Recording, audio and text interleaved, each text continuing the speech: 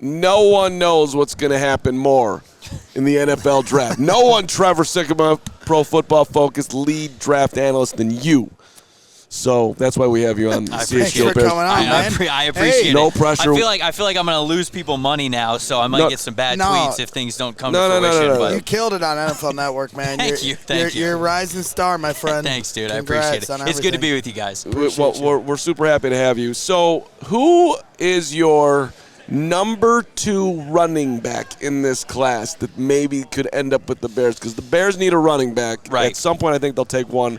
I'm assuming it ain't going to be at the top. That's why I'm saying number 2. So the guy that I would have as RB2 in this class is Omarion Hampton from UNC. And to be honest with you, it kind of sucks that for him that Ashton Jeanty is in this class because he could easily be RB1 in a lot of other classes. He brings you that true 3-down ability to him. It's not just you love the size, the explosiveness, the rushing production that we've seen over the last couple of years when he had Drake May and when he didn't, but it's also that 3rd-down stuff. He's a really good pass catcher. He's a great pass protector. So that's what when you talk about value and running backs bringing you that value that you would want to see as a first-round selection or somebody that you consider in the top 50, not only do you have to be a great runner with good efficiency stats, you have to bring value in the passing game on 3rd downs, and Omarion Hampton does that, so he would be my RB2 in this class. When you're talking about running backs, I am curious. Ashton Jeanty's going to go early. Saquon Barkley has had such an impact on, it feels like, the way the NFL landscape is going to move as Blue. This is going to – oh, hey, what's up, Blue? Come here, Blue. Yeah, We're talking to Trevor Sikkema. Oh, we're doing shrimp cocktail live on the show? Let me tell you right now.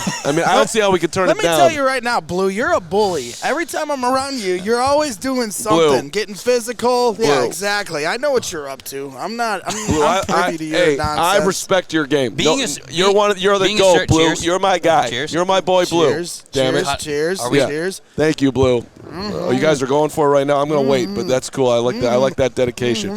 Yeah. Take it away. I didn't have coffee this morning, so I needed this. The great Lindsay Rhodes from Super Sports is also filming this, who's helped us a ton at the Super Bowl. Thank you, Lindsay. You're the best.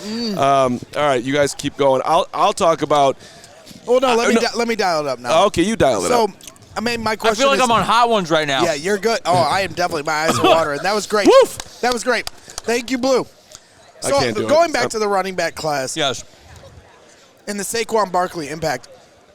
All these running backs feel like they're going to go in the 2nd round. But now I'm starting to think, is it going to be like where it becomes a run on running backs at the back end of the 1st round? Yeah. Because teams get anxious. It could. I mean, it's a really talented class, and it is funny because it could happen like that on one night. Maybe if the draft was like a day later, maybe NFL teams don't sort of freak out like that. And so it all just sort of depends on what these guys are feeling on draft night. So you look at teams back at the end of the 1st round, right? You look at the Pittsburgh Steelers, the Los Angeles Chargers. Like, these are all teams that could use a running back here. And so, like, could Omarion Hampton go there? Could Cam Skattebo go there? Right. Could, Travion Henderson or Caleb Johnson or any of these guys sort of sneak into the 1st round with teams like that, or maybe even a little bit further. So, yeah, I think everybody tells you, hey, running back is deep. I feel like you can get him every year. You don't have to draft him in the 1st round, but it's different when one of these really talented football players is staring you in the face and you know that they could make your football team better. It's tougher to pass on them there. So it's a really good class. Let's rewind back actually to the top of the draft, and this is not exactly probably Bear relevant, but do you think Abdul Carter slips? No, I don't. He's just too damn talented, and 2, it seems like he's recovering from the shoulder injury.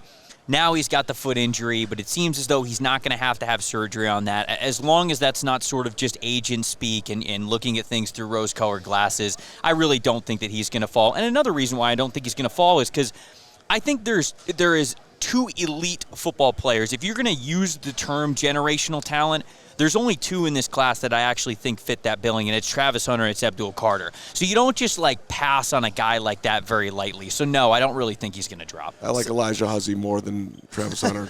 Side note for those who get that. Thank you very much. So Elijah Huzzie had a heck of a East-West Shrine Bowl. I will say that. Thank you. I will say that. I was the only one talking to him yesterday while everybody was talking to Travis, so that's my guy. All right, there we go. It was an elite car moment. Thank you. And respect where it's given and due. So, talking about guys that fall or could potentially fall, or Bears fans hope they might potentially fall. Mason Graham. Yeah. It's like, to me, I don't know if he falls to 10. I don't know if it's become prospect fatigue. The measurements come out. Now that's another layer and variable.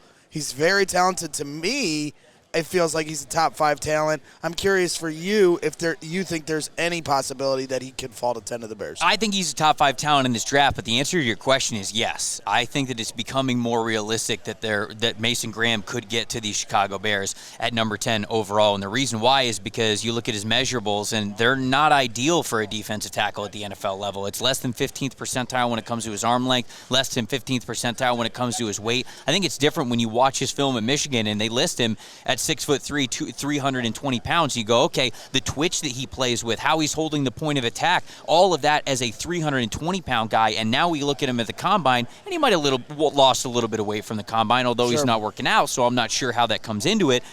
296 pounds. That's way different. 24 pounds different when you're playing on the trenches at the NFL level is way different. And so I do think, not that you throw out the tape entirely. The tape is king. Who you are as a football player when the helmet and the pads come on matters most. There's no doubt about it. It's why I still think he's a top 5 talent. But there are teams in this league that have thresholds that you have to hit when it comes to size and how you are built and the type of athlete that you are. And I think that there might be teams within the top 10 that don't have him on their board nearly as high because of some of those thresholds. His lateral movement is off the charts. Is great. To me, it's like when you watch that, it's like he goes to it so much, it feels like, and you're like, well, what else can you do? But, man, he just dominates people with that move. Dude, if he gets to 10, all of what I just said aside, if he gets to 10 and the Chicago Bears draft him, I mean, they should be doing backflips. I mean, you hand the draft card to Usain Bolt and have him sprint it up there because you want it to get there as fast as possible if Mason Graham's still on the board at number 10. Yeah, but can you give a comp on somebody who's in the lower 15 percentile and was successful to the level that you would want him to be at as a 10th overall pick? So the comp that actually, it's funny that I'm on the show. The comp that I had for him is actually Tommy Harris when he was coming out. Just somebody who dominated when he was at Oklahoma, really dominant as a pro there. And when Tommy Harris was fully healthy and in the lineup there when he was in the pros, like he was somebody that was able to dominate with less than ideal measurables, more of that quick penetrating 3-technique defensive tackle. So when I watched him, it just gave me flashes to what Tommy Harris was when he was at his best. Well, I'll tell you right now, every player that played with him, we work with some of them, Lance Briggs. We would take Tommy Harris. They talk about Tommy Harris as legendary status. Yeah. His injury kind of derailed his potential in the NFL, but Tommy's the guy that he's beloved by those legendary Bears. So we'll take Mason out of it, though. Who do you think the Bears will end up with at 10 if you had to? Let's get your best guess, Trevor. Is it worth drafting an offensive line at 10? That's the big question. The Bears are the biggest caveat team for me. I feel like with the Bears more than any other team, I go, well, we got to wait till free agency. We got to see how free agency, because obviously the 3 interior offensive linemen are unrestricted free agents that's coming up. Maybe they bring one of those guys back. It feels like, I don't know. Maybe you they guys get an edge. Right, exactly. So I think that if there's an edge rusher that they absolutely love, a James Pierce Jr., a Mike Green, like whoever it is, maybe they could draft one of those guys at number 10 overall. Obviously, I don't think that Abdul Carter is going to be there. But I love the idea of Will Campbell on this offensive line. And I know that some people will yell at me and they'll say, hey, again, positional value. You don't draft a guard or, I'd even love Will Campbell at center on that team specifically. You don't draft one of those guys at number 10, and I understand it's bad draft practice to do that in a vacuum. But I think that this guy, let's say that the Bears go out and they bring back one of their 3 interior offensive linemen that are pending free agents. They go out and they get somebody else to be able to play as a new starter at one of the guard spots. If you draft Will Campbell, who is such a smart offensive lineman and I think could do wonders for Caleb Williams, having that connection to be able to recognize blitzes, call protections, things like that, if you put him at center and you got 2 offensive tackles, you like, all of a sudden the offensive line looks completely different than it did the year before. So positional value goes into it a little bit, but I keep coming back to Will Campbell and the Chicago Bears at number 10. I do. That what you just outlined, that would make Bears fans, I think, pretty damn excited. Somebody who can help the QB to that level. Hey, all right, Luke Lachey. Yes. We need a tight end here. We need tight end 2. Okay. Can I get him in the 5th round? got size. I think Iowa, let's go. Yeah, no, and so I think he was great when he first came out and when he was trying to make a name for himself in a royal line of Iowa tight ends, it feels like. And, I think he's a little bit lighter of a guy, but he plays all the phases that you want from the tight end position. He lacks a little bit of overall strength to him, but he's not afraid to stick his nose in there and block for you. He's pretty dang good as a receiver. I don't think he's the best athlete. I don't think he's the biggest or the strongest guy. So when you say, hey, can we get him in the 5th round, I do think you can get him there. I will say I was impressed with him.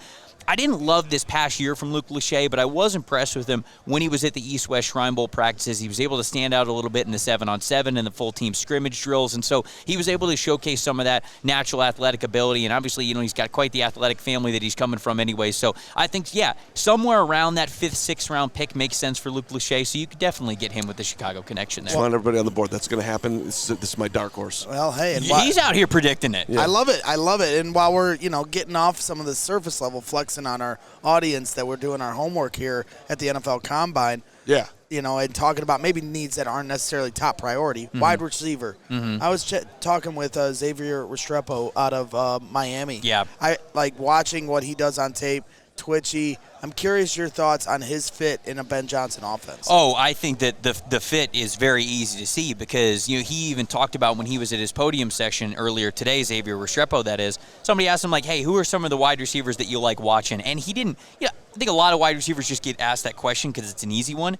And they'll say their names or they'll rank some of these guys, whatever. Not only did he come with names, he came with reasons. So he said, okay, well, I love watching Amon-Ra St. Brown because of the separation ability and the route running, how he sets guys up. I love watching Devontae Adams because of his first-level releases. I love watching Tank Dell because of his second-level releases. I love watching Deebo Samuel because of what he does with the ball in his hands, yards after catch stuff. So you could tell that this is a true student of the game. He loves the film room. He loves being able to get better. And just going back to Amon-Ra St. Brown, that's the type of player that Ben Johnson's had over the last couple of years who was just dying to be the best version of himself that he could be. And I think that, of course, it's very easy to see him succeeding with Ben Johnson. I'll go back to the expert with the prediction game. 39-41. What would excite you for the Bears at that spot? I know that off the top of your head, sitting here on the CHGO sports table, that's not easy to pull.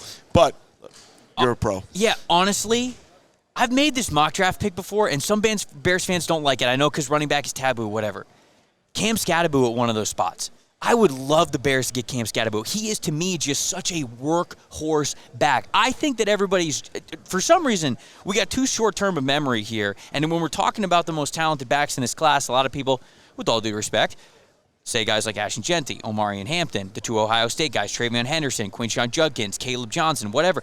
Do we just forget what Cam Skattebo was this past season in college football? Did we all just forget? Well, I didn't. Well, it's almost like it's unreal the way he plays. I think that's part of it. It's like, because he just bowls everybody over, so you're like, is he going to be able to do that at the NFL level? Give me the guy who runs hard as hell all the time, okay? Look, I love the NFL draft. I love the NFL Combine. I love paying attention to who jumps the highest, who runs the fastest, all that kinds of stuff. I think it's overrated for the running back position. How often do you have to get 40, 50, 60-yard runs in the NFL? Almost never. Right. Defenses are way too sound at what they do. You don't have those kinds of run lanes. You don't have those kind of miscues to where that's even possible to hit that home run speed. The home run speed, in my opinion, is overrated. Give me the guy who will turn a 3-yard carry into a 4.5-yard carry every single time. And I think that Cam Skattebo has the body type, just the natural playmaking ability, the willingness, the power to be able to do that consistently at the NFL level. New combine drill. I don't think it's going to work with player safety, but how fast can you run into that wall?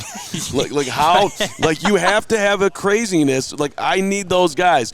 How fast can you do that? What are you willing to do? Honestly, that would be my biggest takeaway drill from the running back position. Right. Honestly. So I love the idea of Cam Skattebo for the Chicago Bears. And then an edge rusher. You talk about edge rusher at number 10, but I think the sweet spot to get a great edge rusher, one of the Ohio State guys, Jack Sawyer, JT Tuimoloau, Donovan Ezaraku, right? Like somebody like that who – the draft in the defensive line and edge spots is too deep for you to not take advantage of them at the back end of the first part of the second round, in my opinion. You're going to get first-round talented edge rushers in the second round if you're picking at the beginning of the second round. So that's how I would set up my draft strategy if I was Ryan Poles. It's an interesting draft because you could say the same about interior offensive linemen, I feel like, in the second and third rounds as well. So Bears have needed edge. Bears have needed interior offensive line. And I think they're in a good spot in both places for this particular draft. Before we let you go, I'm just from an aerial view of the Chicago Bears, haven't really gotten your take on Ben Johnson and Caleb Williams and that fit and the way potentially this offense can get unlocked and hopefully this team itself, get to a point where we can start talking about a winning product. I'm excited, man. I'm excited about this coaching staff, not just Ben Johnson, but kind of top to bottom what they've been able to put together. You hope that Caleb Williams is able to really take that next step. Ben Johnson seems like somebody who, the offense kind of evolved all the time when he was in Detroit. You don't have that kind of offensive success just running the same stuff all the time. Right. Every single year you have to evolve what you do. And so that gives me faith for Ben Johnson to be able to come in and sort of evolve what he does and his approach to exactly what Caleb Williams wants to do. I think that Williams is going to take the next step there. And if you fix the offensive line, you get another running back in there that can really do their thing. Why can't the Chicago Bears be one of those teams like we saw with the Minnesota Vikings last year where, expectations were a little bit lower and they blew them out of the water? Why can't Chicago be one of those teams that you look at the record from 2024 and it's so far in the rearview mirror, it's much more of a step in the right direction, and you really get to open that winning window? So I am really excited about what the future is for the Chicago Bears, even as soon as 2025. Mark the tape. Leave it right there. Trevor's the man. Pro Football Focus, lead draft analyst, sees the future. Sometimes I dream. I won't do it. That he is me. Like MJ went to the Bears. I was working in my head. Like Trevor. Trevor, thanks a lot. I appreciate it, guys. Appreciate Anytime.